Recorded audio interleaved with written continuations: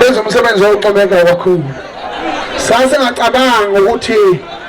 ukhawulo phela kade leyo khamisela liphinde likhamisele ngisho kubazukulwane